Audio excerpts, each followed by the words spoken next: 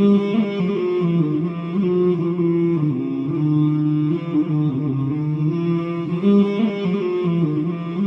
tells us in the Quran again and again, we hear about Jahannam. We know and we think about Jahannam as being something far away, right? Jahannam, hellfire. We think of it as being something far away.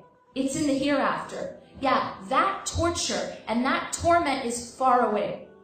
But what we don't realize is that the torment and the torture of taking something other than Allah and loving it as you should only love Allah will torment you and torture you in this life before the next life.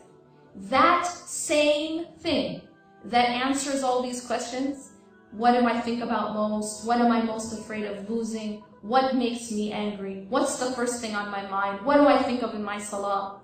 That same thing, whether it is your family, your kids, your husband, your status, your money, what's this person saying about me, what's that person saying about me, my image in front of people, what do people think, whatever it is, that same thing will become the cause of your greatest pain and torment. You see how it works? Allah has designed this universe in a specific way. Allah has designed the human heart in a specific way. When you change that design, when you go against that design, you feel the pain. Because you're going against the law of the universe. What is the law of the universe? La ilaha illallah. La ilaha illallah is not just a statement that we say. In fact, we say it many times a day, but it isn't just a statement. When you're saying La ilaha illallah, you are saying that there is nothing worthy of being put at the center of my life except for God. There is nothing else worthy of being what occupies my mind all day long. There's nothing else worthy of being the first thing I think about when I wake up in the morning, the last thing I think about before I sleep, what occupies my mind during salah. There is nothing else worthy of being that important, of defining me in that deep of a way, except for God. That's Tawheed. That's what it means to be a Muslim. Allah has designed the world, the universe, the human being around La ilaha illallah. When you go against La ilaha illallah and you take your money and you make that your ilah, you will suffer. Because you're going against the law of the universe. When you take your spouse and you put your spouse in that place, you will suffer. When you take your children and you put your children in that place, you will suffer.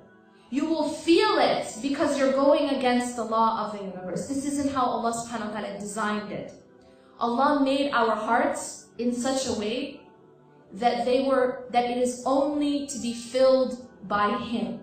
And so when you fill something with a substance that it wasn't intended to be filled with, it breaks.